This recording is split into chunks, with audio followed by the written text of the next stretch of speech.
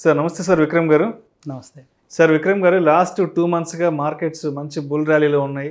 అయితే ఈ టైంలో ఏం జరుగుతుందంటే ఈక్విటీకి సంబంధించి, మ్యూచువల్ ఫండ్స్‌కి సంబంధించి చాలామంది ఆలోచన ఏ విధంగా ఉందంటే ఈక్విటీకి సంబంధించి ప్రాఫిట్ బుక్ చేసేసుకొని ఎగ్జిట్ అయిపోదాం, మార్కెట్ మంచి బుల్ ర్యాలీలో ఉంది కదా. మ్యూచువల్ ఫండ్స్‌కి సంబంధించి రిడెంప్షన్ చేసుకొని బయటకి వెళ్ళిపోదాం అనుకుంటున్నారు. అంటే మార్కెట్స్ గ్రీన్లో ఉన్నప్పుడు ఎటువంటి నిర్ణయాలు తీసుకోవాలి, ఎటువంటి నిర్ణయాలు తీసుకోకూడదు అంటారు? ఇక్కడ మీరు అడిగిన ప్రశ్నలో 2 రకాల సమాధానాలు ఉంటాయి. ఒకటి ఇన్వెస్టర్స్కి, ఒకటి ట్రేడర్స్కి. ఇన్వెస్టర్స్కి ఏం చెప్తానంటే, ఇన్వెస్టర్స్ ఎప్పుడు కూడా మార్కెట్లో నుంచి వెళ్ళిపోవడం మంచిది కాదు. అంటే మీకు ఒక కంపెనీకి సంబంధించిన స్ట్రక్చరల్ చేంజెస్ జరుగుతున్నాయి అనుకోండి. ఫర్ ఎగ్జాంపుల్ ఇప్పుడు రిలాక్సో ఫుట్వేర్ గురించి చాలా వరకు విన్నాం. ఇప్పుడు కోవిడ్ టైంలో చాలామంది మాట్లాడారు దాని గురించి, చాలా చోట్ల వచ్చింది. ఇప్పుడు ఆ వచ్చిన టైంలో దాని మా స్ట్రక్చర్ ఏంటి అంటే, ఒక లో అండ్ మిడిల్ క్లాస్ వాళ్ళ కోసం అని చెప్పి ఫుట్వేర్ని వాళ్ళ దగ్గర చీప్గా అండ్ బాగా మంచి మోడల్స్ వాళ్ళ దగ్గర అవైలబుల్ ఉంటాయి. చాలా పెనట్రేషన్ జరిగింది మార్కెట్లోకి. సో గ్రోత్కి చాలా స్కోప్ ఉందనే ఒక స్టోరీ నరేషన్ అనేది మార్కెట్లో నడిచింది. ఆ టైంలో చాలామంది వచ్చారు. ఈరోజు చూసుకుంటే ఆ స్టోరీ నరేషన్లో చిన్న మార్పులు జరిగాయి. అంటే వాళ్ళ బిజినెస్ మోడల్లో మార్పు అనేది జరిగింది. అంటే ప్రీమియం సెగ్మెంట్లోకి వాళ్ళు రావడానికి ట్రై చేస్తున్నారు. ఇప్పుడు చూసుకుంటే వాళ్ళ ప్రొడక్ట్ స్ట్రక్చర్లో డిఫరెన్సెస్ జరుగుతున్నాయి.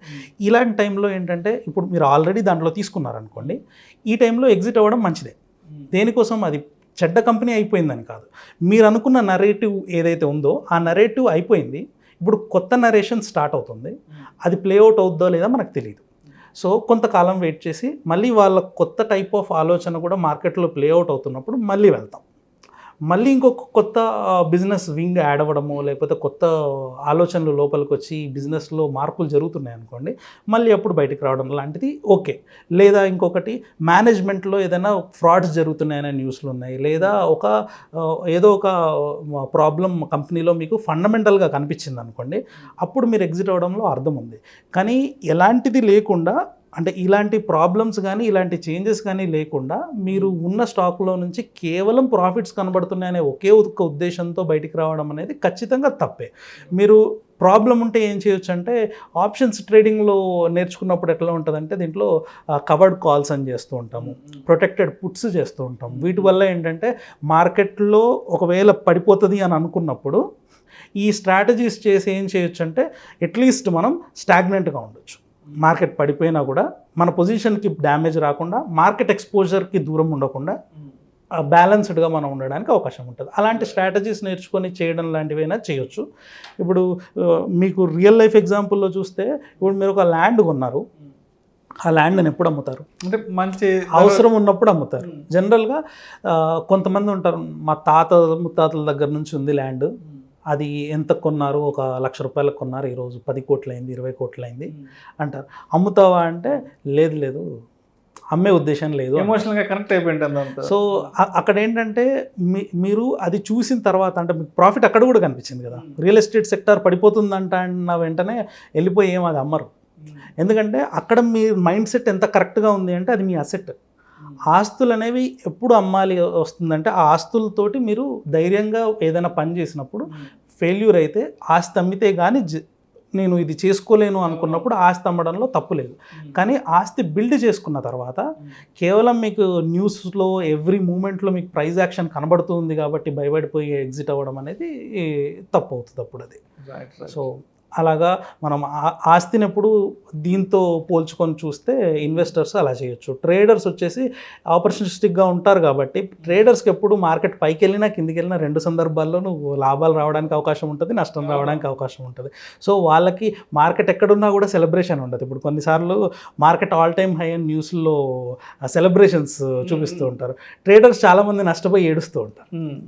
సో అదే టైంలో మార్కెట్ క్రాష్ అయిపోయింది అని ఒక బాధాకరమైన మ్యూజిక్ వేసి కూడా టీవీలో చూపిస్తుంటారు. ట్రేడర్స్ అప్పుడు చాలా లాభాలు వచ్చాయని సంతోషపడే వాళ్ళు ఉంటారు.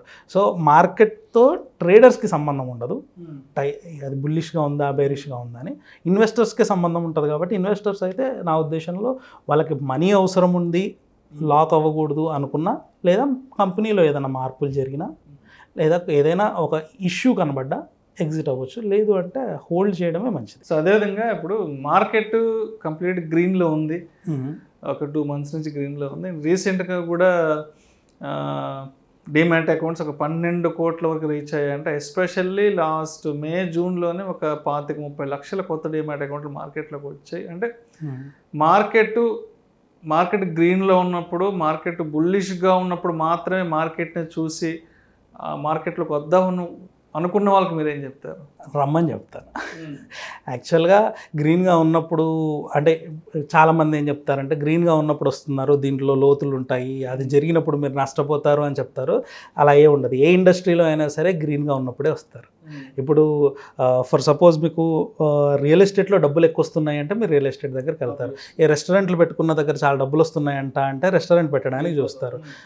అదే హాస్పిటల్ సెక్టార్లో వస్తుందంట, మెడికల్ షాప్ పెట్టుకుంటే డబ్బులు వస్తున్నాయంట అంటే వెళ్ళిపోతారు. బేసికల్లీ మన బ్రెయిన్ ఎక్కడైతే డబ్బులు జనరేట్ అవుతాయో ఆ దగ్గరికి వెళ్ళడం అనేది మన హ్యూమన్ నార్మల్ బిహేవియర్. అక్కడ కూడా ఒడిదొడుకులు ఉంటాయి, అక్కడ కూడా లోతులు ఉంటాయి. కానీ వచ్చేప్పుడు అక్కడ ఎవ్వరు మీకు వార్నింగ్ సైన్ పెట్టరు. ఈ మధ్య ఏదో కోవిడ్ వచ్చింది కాబట్టి రేట్లు పెరిగాయి కాబట్టి మేము బాగా సంపాదించుకుంటున్నాము, నార్మల్గా అయితే రాకండి అనరు. కానీ స్టాక్ మార్కెట్కి వచ్చేప్పటికి మాత్రం ఇప్పుడు గ్రీన్ ఉంది కానీ తర్వాత రెడ్ అయిపోతుంది, రాకండి అంటారు.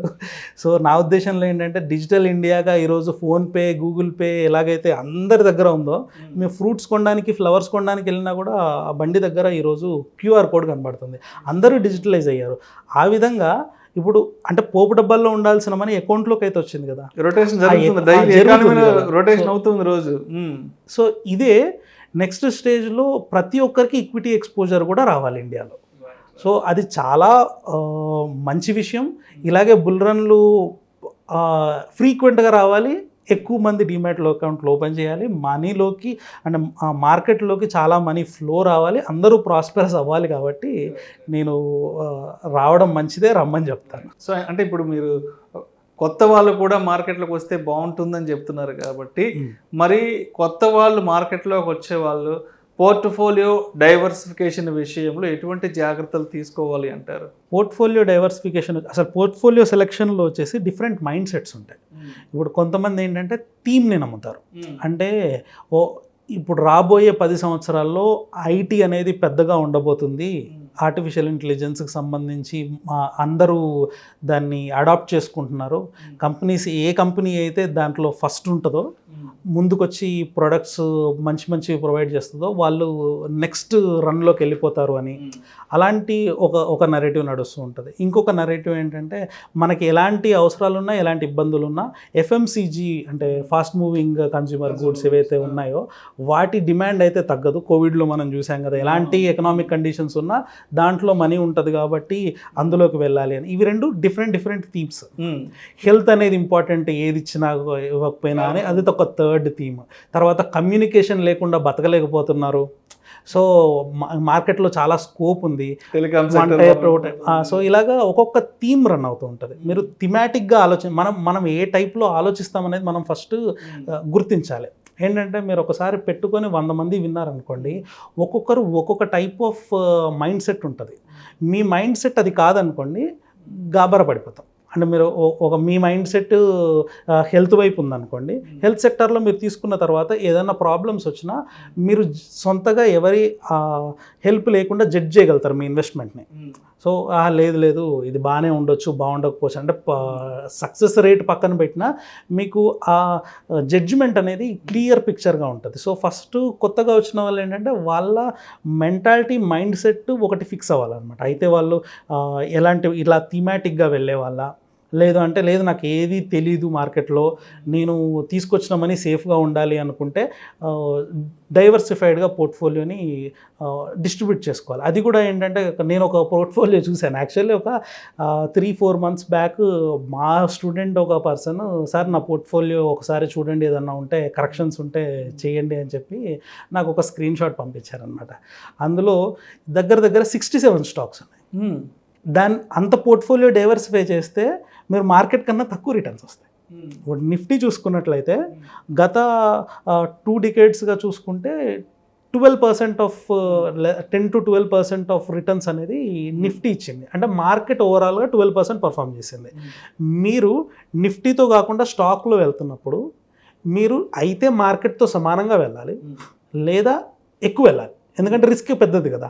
నిఫ్టీలో ఏమేమి ఉండాలి అనేది ఆల్రెడీ ఎన్ఎస్సి కానీ సెబీ కానీ డిసైడ్ అవుతారు కాబట్టి అందులో ఫిల్టర్ అయ్యి ఉంటాయి. అది కాకుండా మీరు సొంతగా తీసుకుంటున్నారంటే దీని మీద అవుట్ పర్ఫామ్ చేయాలి. అలా కాకుండా మీరు 50-60 స్టాక్స్ పెట్టుకున్నారనుకోండి, దీనికన్నా అండర్ పర్ఫార్మే చేస్తారు. ఎందుకంటే ఒక దగ్గర ఎక్కువ ప్రాఫిట్ వస్తుంది, ఒక దగ్గర తక్కువ ప్రాఫిట్ వస్తుంది. అంత చేయకుండా మ్యాక్సిమం 15 స్టాక్స్కి కన్ఫైన్ అవ్వడం. ఆ 15 స్టాక్స్లో కూడా హై బీటా లో బీటా అంటారు. అంటే హై బీటా స్టాక్స్ ఏంటంటే నిఫ్టీ ఎలా పర్ఫామ్ చేస్తుందో దాంతో సమానంగా లేదా దానికన్నా ఎక్కువగా పర్ఫార్మెన్స్ ఇచ్చేవి. లో బీటా ఎలా ఉంటుందంటే దీని పర్ఫార్మెన్స్తో సమానంగా కాకుండా చాలా తక్కువగా ఉంటుంది. నిఫ్టీ ఒక 10% మూవ్ అవుతే ఇది కూడా మూవ్ అవుతుంది ఆ డైరెక్షన్లో, కానీ 2% 3% మూవ్ అవుతుంది. సో అలాంటి 2 మిక్చర్స్ పెట్టుకున్నప్పుడు ఏంటంటే ఒక సైడ్ గట్టిగా లాగిన ఇంకొక సైడ్ నుంచి కొంచెం ఆగుతూ ఒక స్టేబుల్ మూమెంట్ అంటూ వెళ్తూ ఉంటుంది. ఇంత రిసెర్చ్ చేయలేను అనుకుంటే డైరెక్ట్ నిఫ్టీ 50 ETFs ఉంటాయి, అవి తీసుకోవచ్చు. అవి తీసుకున్నప్పుడు ఏంటంటే ఇండియాతో పాటు మీరు సమానంగా గ్రో అవుతుంది.